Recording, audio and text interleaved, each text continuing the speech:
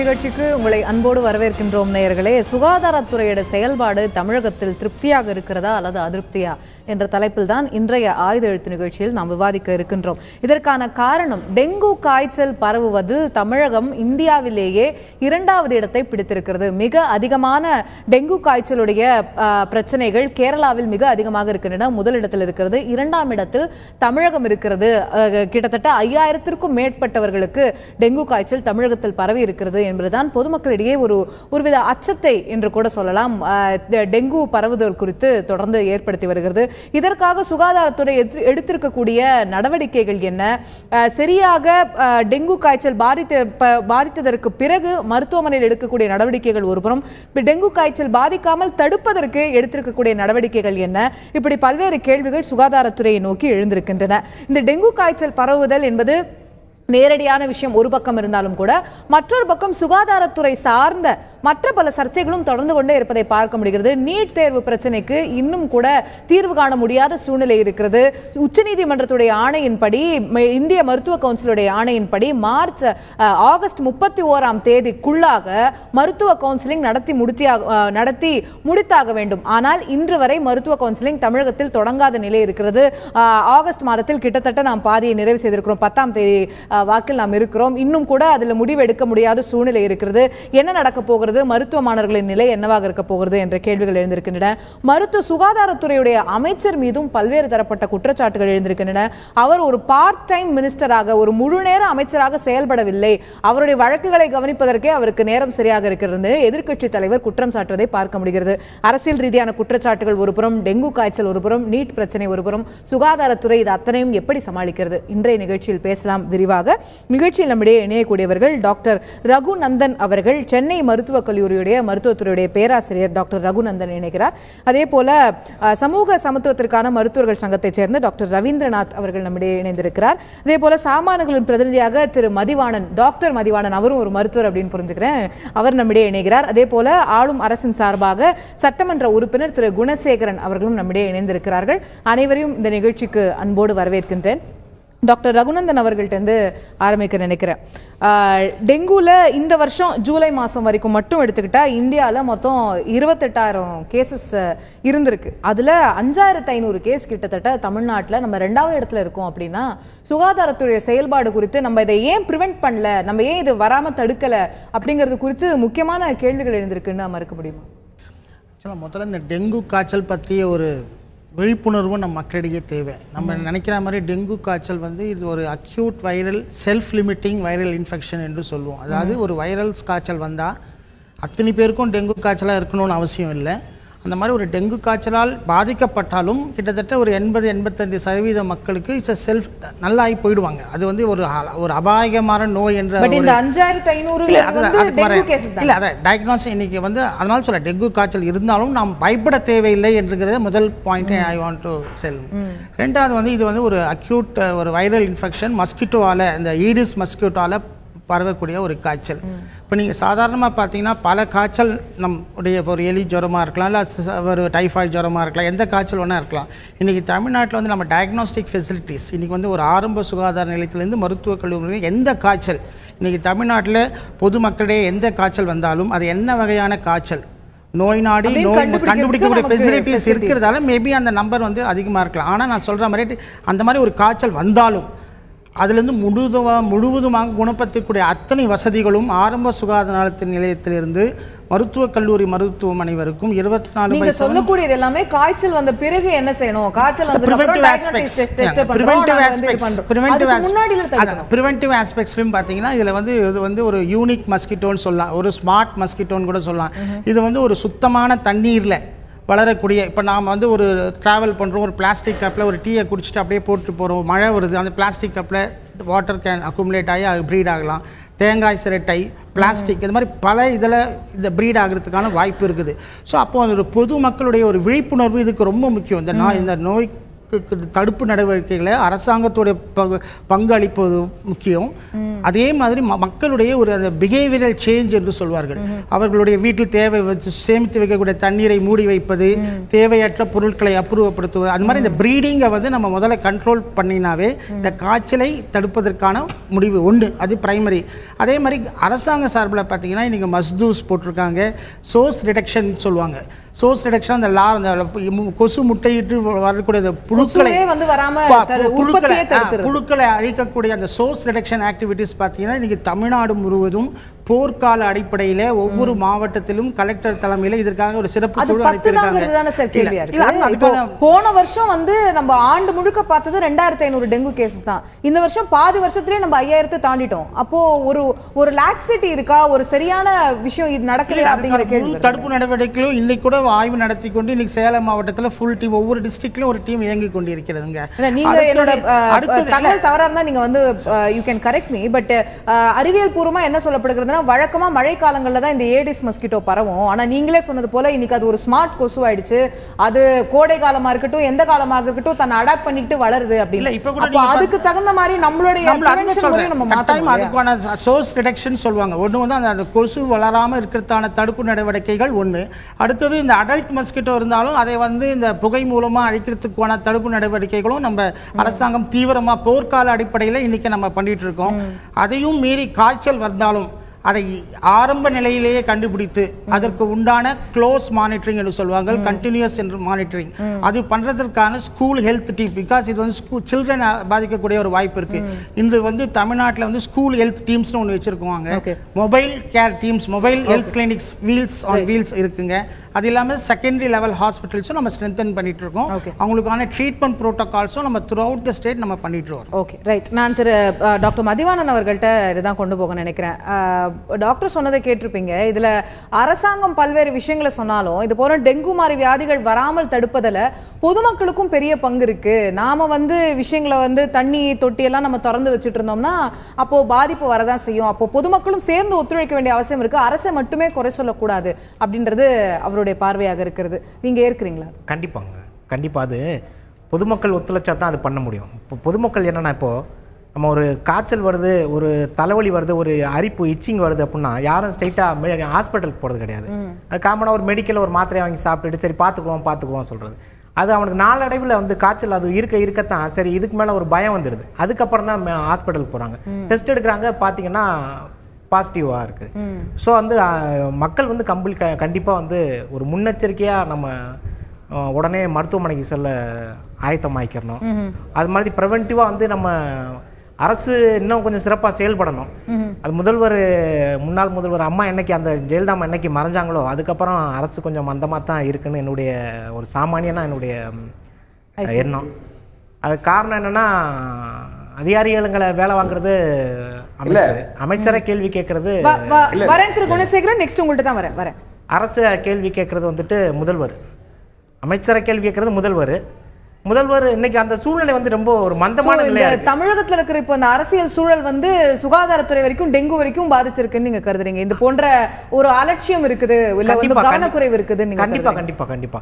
காரணம் என்னன்னா, அந்த அந்த மறைந்த அம்மையார் ஜெயலலிதா அவங்க இருக்க வரைக்கும் இந்த நிலைமை ஒரு பயம் இருக்கும். எல்லா இடத்துலயுமே ஒரு பயம் இருக்கும், ஒரு சரியா வேலை செய்யணும் ஒரு பயம் இருக்கும். இப்போ அந்த நிலைமை இல்லை. ஆமா, நீங்களே பல கேள்விகளை சொன்னீங்க முதல்ல. இது மாதிரி பார்ட் டைம் அமைச்சராக இருக்காரா, அப்படி இருக்காரு. காரணங்கள் என்னன்னு பல வாழ்ல சிக்கல்ல இருக்கு. அந்த கேள்வி கேட்கிற அதிகாரத்தில் யாரும் இல்லை, ஏன் என்னன்னு கேட்கவும் முடியாது. அந்த அரசியல் சூழ்நிலை வந்து டெங்கு வர பாய்ச்சிருக்கு. சட்டமன்ற உறுப்பினர் திரு குணசேகரன் அவர்கள்ட்ட கேட்க நினைக்கிறது, இடைவெளிக்கு முன்னாடி எழுந்த குற்றச்சாட்டை பார்த்திருப்பீங்க. இன்று ஒரு பார்ட் டைம் மினிஸ்டராக சுகாதாரத்துறை அமைச்சர் செயல்படுகிறாரா என்று எதிர்க்கட்சி தலைவர் குற்றச்சாட்டை எழுப்பியிருந்தார். இது போன்ற சுகாதாரத்துறை அமைச்சருக்கு வரக்கூடிய நெருக்கடிகள் சுகாதாரத்துறையை பாதித்து அதன் விளைவாக மக்களையும் பாதிக்கிறதா? சுகாதார சீர்கேடு ஏற்படுகிறதா? டெங்கு காய்ச்சல் அதிகரிக்கிறதா? இதுதான் கேள்வி எழுந்திருக்கு. உங்களுடைய பதில். வணக்கம். முதல்ல அரசு அம்மா இறந்ததற்கு பிறகு மந்தமாக செயல்படுகிறது அப்படிங்கிற ஒரு குற்றச்சாட்டை வச்சாங்க. அது அம்மா இறந்து நாங்கள் 1 மாதம் 2 மாதம் சோகமாக இருந்தோம். அதற்குள்ளே எங்களுக்கு உண்டான பிரச்சனைகளை எல்லாம் சந்திச்சுட்டு வெளியே வந்து இன்னைக்கு ஐயா எடப்பாடி அண்ணன் முதலமைச்சராகி அவருடைய தலைமையில் சீரும் சிறப்புமாக இந்த அரசு செயல்பட்டு கொண்டிருக்குது என்பதற்கு நிறைய உதாரணங்களை திட்டங்களை அறிவிச்சிட்டு இருக்கிறதெல்லாம் நீங்கள் பார்த்துட்ருப்பீங்க. இது குடிமராமத்து பணி, தூர்வாடுற பணி, நிறைய கட்டடங்கள் திறப்பு விழா, சாலைகள் மேம்பாலங்கள் திறப்பு விழா, குடிநீருக்கென்று தனி முக்கியத்துவம், இப்படி ஒவ்வொரு துறையும் இன்று முடுக்கி விடப்பட்டு துரிதமாக வேலை செஞ்சுட்ருக்கோம். மணல் பிரச்சனையாகட்டும், எல்லா பிரச்சனையிலையும் முதலமைச்சர் தலைமையில் எல்லா அமைச்சர்களும் சிறப்பாக செயல்பட்டுருக்காங்கிறத முதல்ல ஒன்று ஒத்துக்கணும். அது மந்தமாக செயல்படுறதுங்கிறத நான் முதல்ல கண்டிக்கிறேன். அது சொல்லவே கூடாது. ஒன்று. ரெண்டாவது, சுகாதாரத்துறை அமைச்சர் பார்ட் டைமாக செயல்படுறாருன்னு சொன்னதெல்லாம் ரொம்ப தவறு. சட்டமன்றத்தில் அவருடைய மானிய கோரிக்கையின் போதும் சரி, அவருடைய தனிப்பட்ட முறையில் அவர்கிட்ட விவாதத்துக்கு வச்சிக்கினாலும் சுகாதாரத்துறை அமைச்சர்கிட்ட பதில் நேரடியாக பேச முடியாது யாருனாலையும். அந்த அளவுக்கு புள்ளி விவரங்களோட இந்த சுகாதாரத்துறை செயல்பாடுகளை அமைச்சர் நேரடியாக சுகாதார செயலாளர் அவர்களும் செயல்பட்டு இருக்காங்க. அவர் சட்டமன்றத்தில் மானிய கோரிக்கையில் கூட எதிர்க்கட்சியிலே திரு குணசேகரன் அவர் சட்டமன்றத்தில் மட்டுமல்ல வருமான வரித்துறையினரிடம் கூட வார வாரம் பதிலளித்துக் கொண்டிருக்கிறார் என்பதுதான் வைக்கப்படக்கூடிய விமர்சனம். அது தனிப்பட்ட, அது நீங்க அது தனிப்பட்ட பிரச்சனை. அது நீதிமன்றத்துக்கு போறாரு, நீதிமன்றத்தில் விளக்கு சொல்லியிருப்பாரு, அவர் பூர்ணமா நீதிமன்றத்தின் மூலமா வெளியே வருவார். அவரே வெளியே சொல்லியிருக்காரு, அதுக்கு அழகா விளக்கம் சொல்லியிருக்காரு. முழுமையாக முழு ஒத்துழைப்பு கொடுத்து நான் கொடுத்திருக்கேன் இருக்காரு. அரசாங்கத்துல சுகாதாரத்துறையில அவர் எவ்வளவு செயல்பாடு இருக்குதுங்கிறத பார்க்கணும். ஒரு தனிப்பட்ட முறையில் ஒரு அமைச்சர் பத்தி கேஸ் நாளைக்கு தீர்ப்பு வரணும். ஓகே, சுகாதாரத்துறை செயல்பாடுக்கே சுகாதாரத்துறையில கடந்த ஆண்டு டெங்கு கேசஸ் 2531. இந்த வருஷம் இப்ப நம்ம ஜூலை மாசம் வரைக்கும் தான் முடிச்சிருக்கோம். ஆகஸ்ட் இப்பதான் ஆரம்பிச்சிருக்கு. இப்பவே 5474. அதுல 10 மரணங்கள். ரைட். அப்ப சுகாதாரத்துறை எப்படி செயல்படுது? ஆச்சா, நான் ஒண்ணு, சுகாதாரத்துறையில் மொத்தம் 7.5 கோடி பேர் தமிழ்நாட்டில் இருக்கும் சிஸ்டம். அதை முதல்ல புரிஞ்சுக்குங்க. நீங்கள் ஊராட்சிகள், நகராட்சிகள், மாநகராட்சிகள் இப்படி எல்லா பக்கமும் குழுக்கள் அமைக்கப்பட்டு வீடு வீடாக போய் முதல்லையே அங்கே தண்ணி மழைநீர் தேங்கியிருக்குதா, தண்ணி தொட்டி மூடி வச்சிருக்காங்களா, மூடி வைக்கலையான்னு சொல்லி அவர் மக்களுக்கு விழிப்புணர்வை ஏற்படுத்துகிறோம். முதல் நடவடிக்கையாக அவங்ககிட்ட எல்லாம் மகளிர் குழுக்கள் மூலமாக அந்த குழுக்கள் போய் செயல்படுது. அந்த இடத்துல மூடி வைக்காத இருந்திருந்தாங்கன்னா அவங்கள மூடி வைக்க சொல்கிறோம். அபேட் மருந்து ஊற்றுறோம். அந்த லார்வா புழு உற்பத்தியாகாது இருக்கிறதுக்கு, கொசு உற்பத்தியாகாது இருக்கிறதுக்கு முட்டையிலேயே அதை தடுக்கிறோம்.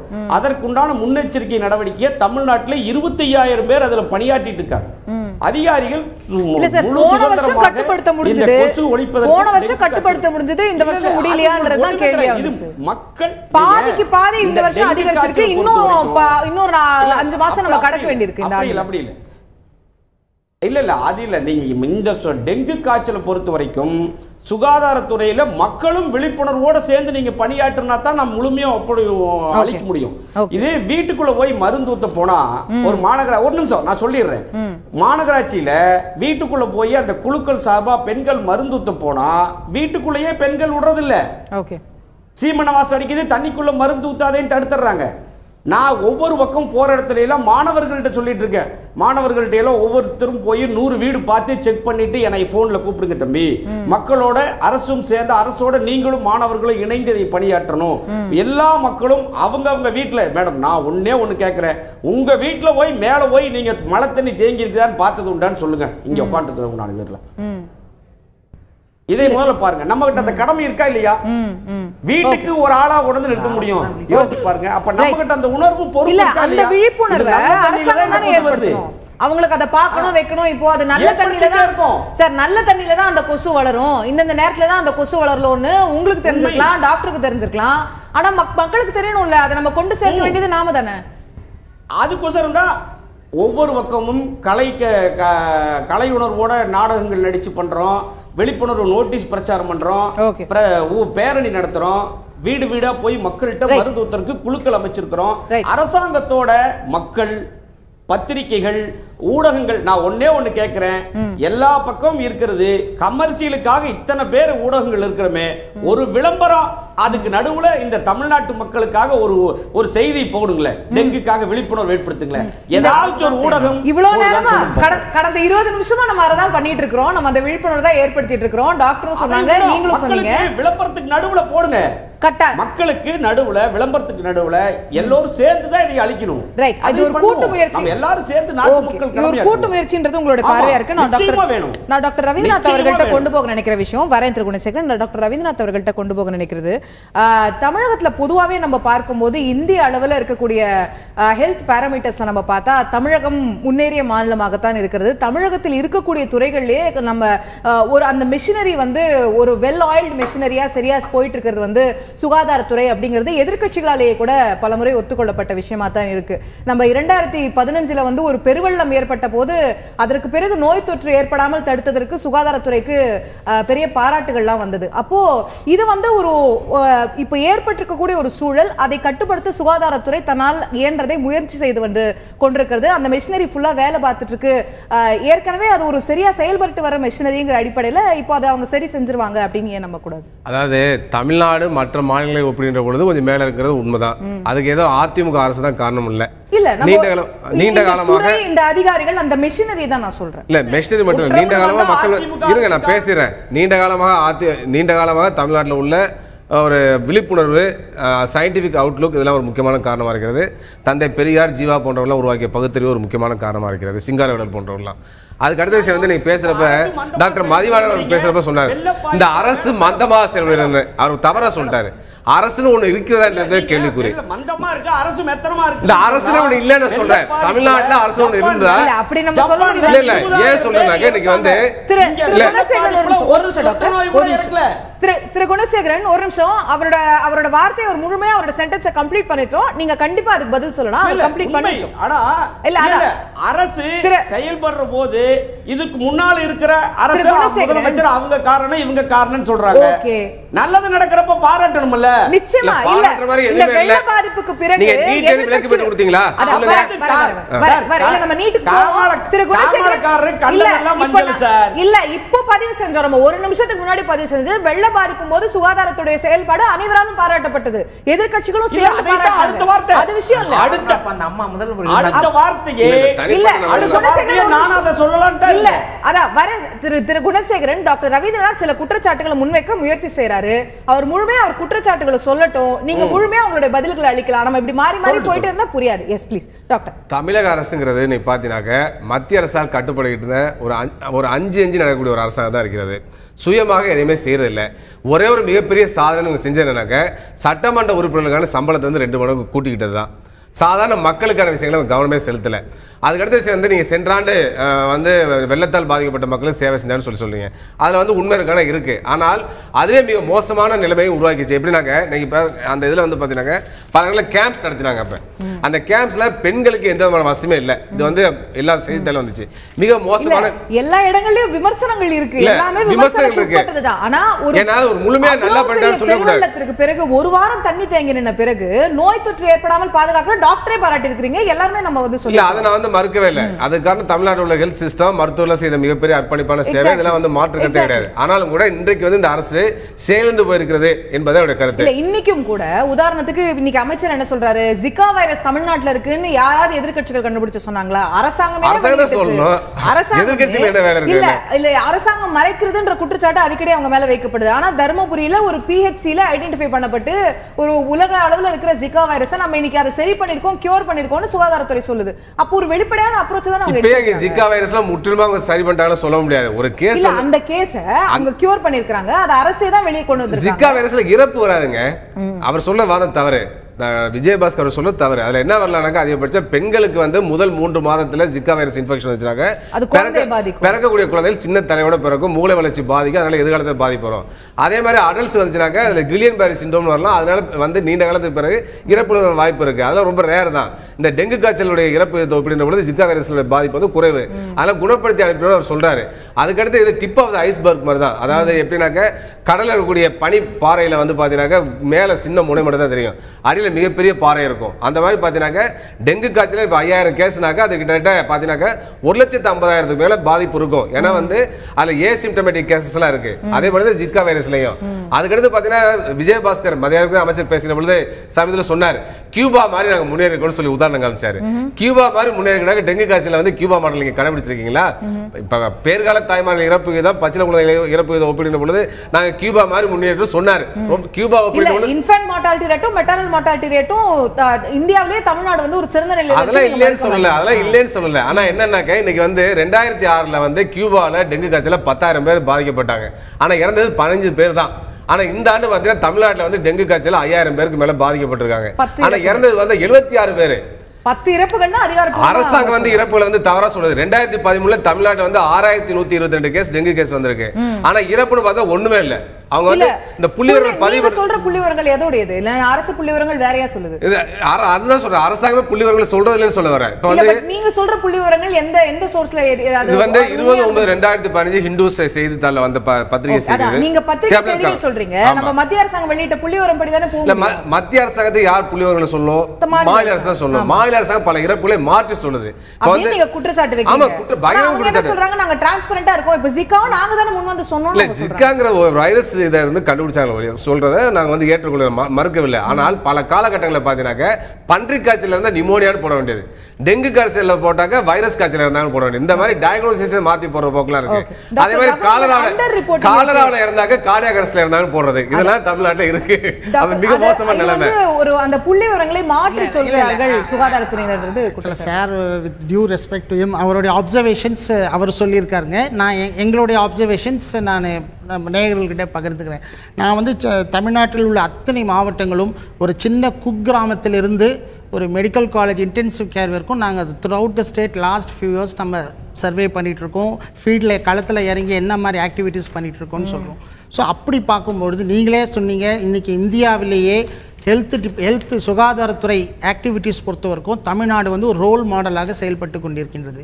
இன்றைக்கி வந்து நம்ம தமிழ்நாட்டில் 3 directorate, public health, medical, rural health service. இல்லை அதான் சொல்கிறேன். இல்லை இல்லை அதுதான் கேள்வி. நிமோனியா போட்டு கொடுக்கப்படுகிறது, அரசு மருத்துவ மருந்தே கிடைக்கிறதில்ல பல அப்படின்னு எல்லா டெஸ்ட் வெளியில எழுதி கொடுக்குறாங்க, எல்லா மருந்து வெளியில எழுதி கொடுக்குறாங்க. எப்படி ரோல் மாடல் எடுக்க முடியும்? இருக்குன்னு சொல்றாங்க. இல்ல இல்ல ஐயா அவங்க பதில் சொல்லுங்க. சார் வேலை செய்யக்கூடிய அரசு மருத்துவமனையில கூட பரிசோதனைகளை வெளியில போதா இல்லையான்னு கேளுங்க. மருந்து எல்லாம் வெளியில எழுதி கொடுக்குறாங்க. இதான் ரோல் மாடலா? நோயாளி தரல படுத்து எடுக்கிறாங்க. இதான் ரோல் மாடலா? அவர் பதில் சொல்லுங்க. நான் சொன்னது ரோல் மாடல்ங்கிறது வந்து மரியாதை இருக்கு. சார் தனிப்பட்ட முறையில் அவர் சொல்ல அரசு தரப்பா சொல்லலாம். ரோல் மாடல் வந்து இல்லை ரோல் மாடலுங்கிறது வந்து இந்தியா கவர்மெண்ட்டே நம்ம பல முறை நம்ம ஸ்டேட்டை வந்து ரோல் மாடலாக ஃபாலோ பண்ணி டயக்னோசிஸ் வந்து what is the evidence based, நம்ம டயக்னோஸ்டிக்காக ஒரு டெஸ்ட் கன்ஃபார்ம்டாக இருந்தால் நீங்கள் சொன்ன மாதிரி ஜிகா பாசிட்டிவ் சொல்கிற மாதிரி இந்த test is proved, definitely there is no problem in declaring the results. Dengue இருந்தும் கூட நிமோனியானோ மற்றதனோ போடுறது இல்ல, வைரல் ஃபீவர் அப்படினு ஜெனரலா போடுற மாதிரி பண்றது. நம்ம வந்து டயக்னோஸ்டிக் ஃபெசிலிட்டிஸ் ஐயாக்கு தெரியும். வைரல் ஃபீவர்கள் வந்து நம்ம we can diagnose only few infections. And the infections negative are that still it can be any other infection which we may not be able to diagnose immediately. So anala if the diagnosis is proved, இந்த comorbid இல்லஸ் இருந்ததுன்னா கட்டாயமா அதோட declare பண்றதுல எந்த விதமான தயக்கம் இல்லை அப்படின்றது உங்களோட பார்வையா. நான் சட்டமன்ற உறுப்பினர் திரு குணசேகரன் அவர்கள்ட்ட கேட்க நினைக்கிறது, சுகாதாரத்துறை பற்றி பேசும்போது தமிழகம் ஒட்டுமொத்தமா பார்க்கக்கூடிய மற்றொரு முக்கியமான பிரச்சனை இந்த நீட் தேர்வு விவகாரம். ஆகஸ்ட் 31க்குள்ள நம்ம மருத்துவ கலந்தாய்வை நடத்தி முடிக்கணும் அப்படிங்கிறது விதி. நம்ம முடிப்போமா, தொடங்குவோமா, என்ன நிலையில இருக்கு அப்படிங்க இன்னுமே மாணவர்கள் மத்தியில ஒரு குழப்பம் தொடர்ந்துட்டு இருக்கிறதா உணரலையா? இல்லை, அதுக்காகத்தான் தமிழக அரசு அங்கே மத்திய அரசுக்கிட்ட அழுத்தம் கொடுத்துட்டு அங்கேயே சுகாதாரத்துறை அமைச்சர் 3 நாளாக இருந்து எல்லா பிரச்சனைகளையும் எடுத்து வச்சுட்டு வந்திருக்கார். முக்கியமாக அழுத்தம் கொடுத்து நீட் தேர்விலிருந்து விலக்கு நமக்கு வேணும், தமிழக மாணவர்களுக்கு இந்த தடவை நம்ம அறிவித்தபடி நடக்கணும்னு தான் நம்ம நடந்துட்டுருக்கோம். இதே நேரத்தில் உச்சநீதிமன்றத்திலையும் வழக்கு போட்டு நம்ம அழுத்தம் கொடுத்துக்கிட்டே இருக்கிறோம். இப்போ நம்ம ஆகஸ்ட் மாசத்துக்கு வந்துட்டோம், ஆகஸ்ட் 31க்குள்ள முடிக்கணும். இப்போ ஒரு ரன்னிங் அவுட் ஆஃப் டைம், நமக்கு நேரம் இல்ல. ஒண்ணு முடிவு சொல்லி 20 நாள் தான் இருக்கு. இல்ல அதுக்கு ஒண்ணு முடிவு ஒன்றும் முடிவு ஒன்றும் வந்துடலையே, நம்ம அழுத்தம் கொடுத்துட்டு இருக்கோம். கண்டிப்பா அதை விளக்கு கொண்டு சார், கடைசி வரைக்கும் முடிவு வரலன்னா என்ன சார் பண்ணுவீங்க? ஆகஸ்ட் 31 வரைக்கும் முடிவு வரலன்னா மருத்துவ கலந்தாய்வு இந்த வருஷம் இல்லன்னு முடிவுக்கு வந்துடுறதா? என்ன உச்ச நீதிமன்றத்துக்கும் போயிருக்கோம். நம்ம இருக்கிற இதுக்கு விளக்கு உயர்நீதிமன்றம் 85% ரிசர்வேஷன் ஒரு விஷயத்தை ட்ரை பண்ணோம். அதுக்கு உயர்நீதிமன்றம் அதை வந்து ரத்து செஞ்சிருச்சு. நம்ம இன்னும் ஒரு மாசம் இருக்கக்கூடிய சூழ்நிலையில இப்ப நம்ம உச்சநீதிமன்றத்துல அப்பீல் போட்டிருக்கோம். அந்த அப்பீல் எப்போ வந்து அது எப்போ ப்ராசஸ் ஆகி அது எப்போ அதுக்கு தீர்ப்பு வந்து எப்போ நமக்கு மருத்துவ கலந்தாய்வு நடத்தி இதெல்லாம் ஒரு மாசத்துக்குள்ள சாத்தியமா? நல்லது.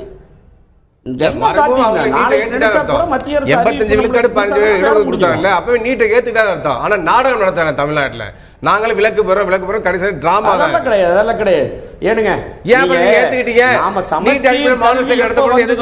ஸ்டேட் போர்ட் ஸ்டூடண்ட்ஸ் 85%, சிபிஎஸ்இ சமச்சீர் கல்வி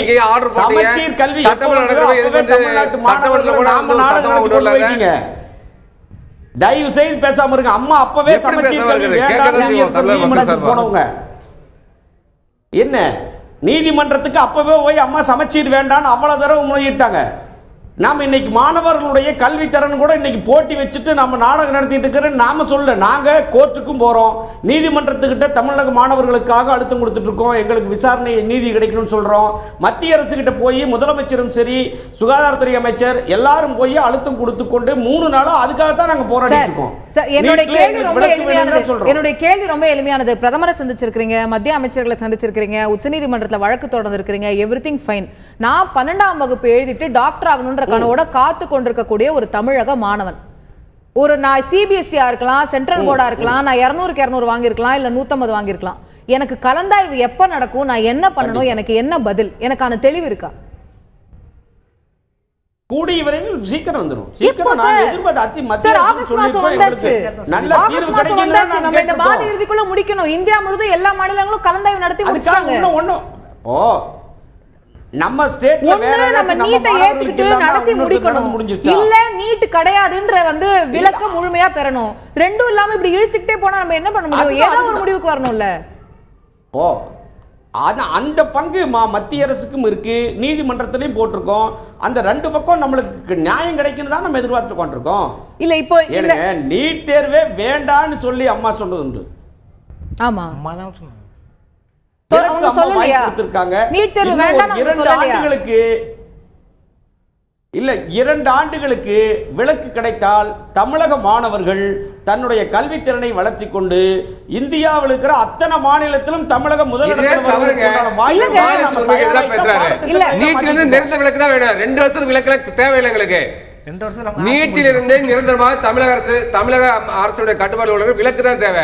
நீங்க தமிழக உரிமை வந்து காவு கொடுக்குறீங்க, மத்திய அரசுக்கு அஞ்சுகிறீர்கள். மத்திய அரசு பஞ்சு பயன் கொண்டு நீங்கள் வந்து ஓராண்டுக்கு விலக்கு, அதுக்கு அவசர சட்டம் கொண்டு வரோம், 2 ஆண்டு விலக்குல ஏமாத்திட்டு இருக்கிறீங்க.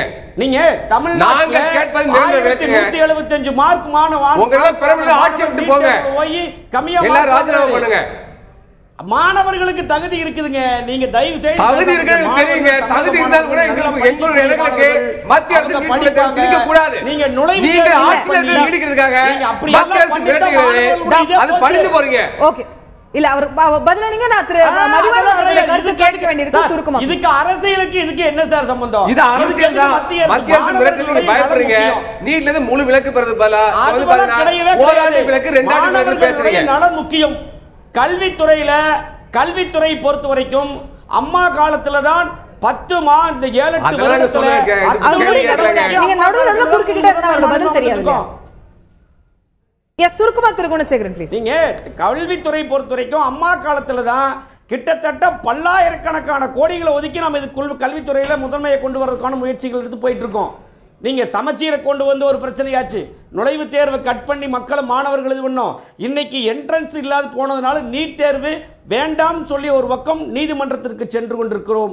மத்திய அரசு கிட்ட விலக்கு கொடுங்கன்னு கேட்டுட்டு இருக்கோம். கண்டிப்பாக நாம நினைச்சது நடக்கும். தமிழக மாணவர்களுக்கு நல்லது நடக்கும். ஆகஸ்ட் 31 வரைக்கும் கேட்டுக்கிட்டே இருந்தா என்ன முடிவு வரும்ங்கறத ஒருதான் கேள்வி. நீங்க கேட்கல நான் சொல்லல, நீங்க உயர்நீதிமன்றத்துக்கும் உச்சநீதிமன்றத்துக்கும் போகல நான் சொல்லல. இன்னி வரைக்கும் தீர்வு வரலையே, 20 நாள்ல முடிக்கணுமேன்னு மட்டும் தான் கேள்வியாக இருந்தது. திரு மதிவாணன் நீங்க குறிப்பிடுங்க. வரும், சீக்கிரம் வந்துரும். வரும், நீங்க கவலைப்படுறீங்க. வரும், நிச்சயமா வரும். ஒரு சாமானிய நான் இப்போ முதுகலையில இப்போ வந்து சேர்ந்திருக்காங்க. இப்போ என்னுடைய ஊர்லாம் கிராமத்துல உள்ளவங்க இப்போ பார்த்தீங்கன்னா அங்கே உள்ள மருத்துவக் கல்லூரியில் ஃபுல்லாக வட மாநிலத்தில் உள்ள மாணவர்கள் தான் இப்போ வந்து சேர்ந்துருக்காங்க. இப்போ அதே நிலைமை தான் இப்போது இந்த எம்பிபிஎஸ்லேயும் அதே நிலைமை தான் இப்போது நீடிக்கும். அப்படிங்கிறப்போ என்னுடைய மக்களுக்கு வந்து ஒரு நல்ல ஒரு வைத்தியமே கிடைக்காது. ஏன்னா அவங்க சொல்கிறதே புரியாது அவனுக்கு. இல்லை, எம்பிபிஎஸ்ல உங்களுக்கு நல்லா தெரியும், நமக்கு வந்து 85% வந்து தமிழ்நாடு டொமிசைல்ல உள்ள மாணவர்களுக்கு தான் நம்ம வந்து அப்போ தமிழ்நாட்டில் வசிக்கக்கூடியவர்களுக்கு தான் நம்ம வந்து அந்த கவுன்சிலிங் வந்து நடத்த போறோம் தமிழ்நாடு மூலமா. அப்போ வெளிநாட்டு மாணவர் வெளி மாநில மாணவர்கள்ன்ற பிரச்சனை எங்க வருது? இல்லை இப்போ மருத்துவக் கல்லூரிகளில் உள்ள நிலைமை என்னன்னா இப்போ வந்து மத்திய அரசுக்கு வந்து உங்க அழுத்தம் கொடுக்கறது எப்படின்னா, இந்தியாவிலே பெரிய 3rd பார்ட்டி ஏடிஎம்கே பார்ட்டி. இப்போ அதிகமான எம்பி உள்ள பார்ட்டி. அழுத்தம் கொடுக்கறது எந்த விதத்தை எப்படி அழுத்தம் கொடுக்கணும்? அந்த அம்மா இருக்கிற வரைக்கும் அந்த அம்மா புராணத்தை எவ்வளோ காலத்து தான் பாடியிருக்க முடியும்? அந்த அம்மா இருக்கிற வரைக்கும் நடக்கலை. ஆமாம், அம்மா இருக்கிற வரைக்கும் நடக்கலை, அம்மா இருக்கிற வரைக்கும் நடக்கலாம், அதே சொல்லிட்டு எப்படி இருக்க முடியும்? இன்று அவர்கள் நிலைமை வேறையா இருக்கும். கண்டிப்பா அந்த நிலைமையே வேற. அதுல எந்த மாற்றமே கிடையாது. நீதிமன்றம் இதுல தெளிவா இருக்கு, மத்திய அரசாங்கம் இதுல தெளிவா இருக்கு. அவங்க இருந்திருந்தா அதை மாத்திருக்க முடியும்னு நினைக்கிறேன். கண்டிப்பா முடியும். ஏன்னா கடந்த ஆண்டே உச்சநீதிமன்றம் ஓராண்டுக்கு தான் விலக்கு கொடுத்தது. இந்த ஆண்டு நடத்தி ஆகணும்னு போன வருஷமே உச்சநீதிமன்றம் சொல்லிருச்சு. அவங்க இருக்கிற வரைக்கும் இருந்த வாதம் வேற, இப்ப உள்ள நிலைமை வேற. அவங்க இருக்கும் போதே உச்சநீதிமன்றம் சொன்னது ஓராண்டுக்கு விலக்கு என்பது. பார்லிமெண்ட்ல கொண்டு வந்தாங்க. உச்சநீதிமன்றம் வந்து உச்சநீதிமன்றம் அப்பவே நடத்தணும்னு சொல்லுச்சு. பிறகு மத்திய அரசு உச்சநீதிமன்றம் வந்து மாநில அரசு உரிமையில பறிக்கிற மாதிரி செயல்பட்டால் அதை சரி செய்ய வேண்டிய பொறுப்பு மத்திய அரசு இருக்கிறது சட்டத்தின் மூலமாக. அதை வந்து மத்திய அரசு வலியுறுத்த வேண்டிய கடமை வந்து மாநில அரசு இருக்கிறது. நீங்க கேட்டீங்க நீட்ல டொமிசைல் ரிசர்வேஷன் பாதிக்கும், நிச்சயமா பாதிக்கும். இப்ப 15% இடங்களை வந்து ஆல் இந்தியா கோட்டா கொடுக்குறோம். நாளைக்கு உச்சநீதிமன்றம் 50% கொடுத்தா நிச்சயமா பாதிக்கப்படுவோம். அதே மாதிரி நம்ம ஒரு யூகத்தின் அடிப்படையில்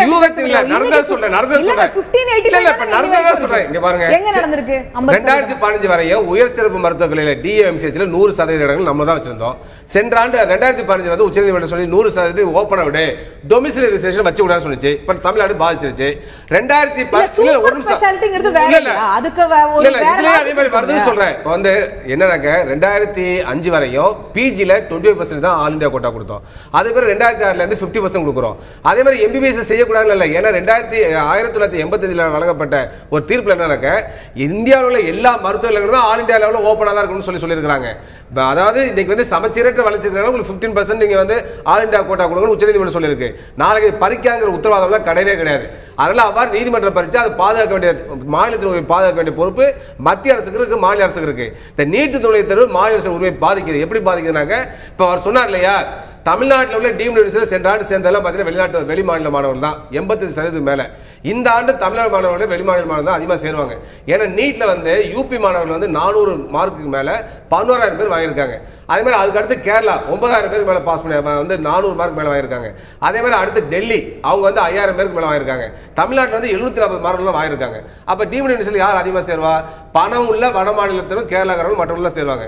அப்ப தமிழ்நாட்டில் நம்ம அரசு கல்லூரிகளை பத்தி ஏன் முக்கியம் சொல்றேனாக்க டீம்டு யூனிவர்சிட்டி தமிழ்நாட்டில் தான் இருக்கு. தமிழ்நாடு அரசுடைய மின்சாரம் போன்ற பயன்படுத்துறாங்க. அதுக்கடுத்து ஏற்கனவே UGCயும் MCIயும் 50% டீம்டு யூனிவர்சிட்டி சீட்டா அந்த மாநிலத்துக்கு கொடுக்கணும்னு சொல்லியிருக்கு. இதுவரை மாநில அரசு வாங்கல. அதுக்காக சென்னை உயர்நீதிமன்றம் 1 கோடி ரூபாய் மாநில அரசு அபராதம் போட்டாங்க. அதே போல MCIக்கு 1 கோடி ரூபாய் அபராதம் போட்டாங்க. நமக்கு அண்டை மாநிலமான பாண்டிச்சேரியில 20-25% டீம்டு யூனிவர்சிட்டி ஸ்டேட் கொடுக்குது. ஆனா இங்க கொடுக்கவில்லை. அப்ப இப்படிலாம் இருக்கின்ற பொழுது இந்த நீட்னால நம்முடைய இடங்கள் பறிபோகும். அதுல மாற்று கருத்தை இல்ல, சந்தேகமே வேண்டாம். அதை பறிப்பதை வந்து தடுக்கிறது இந்த அரசு தவறிவிட்டது. மாநில அரசு கையாளத்தனமா இருக்கு. குற்றச்சாட்டு முடிஞ்சிருச்சுனா நான் பதில வாங்கிக்கிறேன். திரு குலசேகரன், உங்களுடைய இறுதியான பதில். நிகழ்ச்சியோட இறுதி பகுதியில் இருக்கிறோம். நீட் தேர்வை பொறுத்த வரைக்கும் அம்மாவுடைய அரசு தமிழக மாணவர்களுடைய நலனை பொறுத்து மத்திய அரசு கிட்ட அழுத்தம் கொடுத்து கண்டிப்பாக விலக்கு வேண்டும் என்று கேட்டுக்கொண்டிருக்கிறோம். நிச்சயமாக கிடைக்கும் என்று நம்பிக்கொண்டு தமிழக மாணவர்களுடைய கல்வி எதிர்காலம் எங்களுக்கு தெரியும். அதற்குண்டான அழுத்தங்களை கொடுத்து கொண்டிருக்கிறோம்.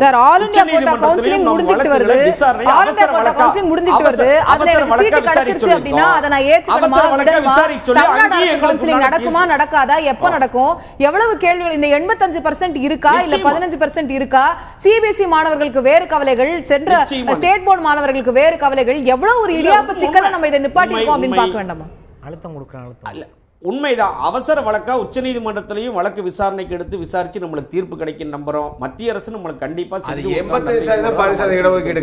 நிச்சயமாக தமிழக அரசுக்கு மாணவர்களுடைய நலன் கருதி ஒற்றுமையா தான் இருந்து எல்லாரும் நீட் வேண்டான்னு தான் சொல்லியிருக்கோம். அதனால நிச்சயமா நடக்கும். நீட் வேணாங்கிறது உச்சநீதிமன்றம் போறாங்க. இன்றமும் கூட நீட்டுக்கான ரேங்க் லிஸ்ட்ல வந்து 85% இருந்து இல்லாம 2 ரேங்க் லிஸ்ட், நீட் இருந்து இல்லாம 2 ரேங்க் லிஸ்ட், இது 4 ரேங்க் லிஸ்ட் மொத்தம் தயார் பண்ணி வச்சுட்டு உயர்கல்வித்துறை தயாரா இருக்கு. இதுவே நம்மளோட குழப்பங்களை காட்ட வேண்டாமா திரு குணசேகரன்?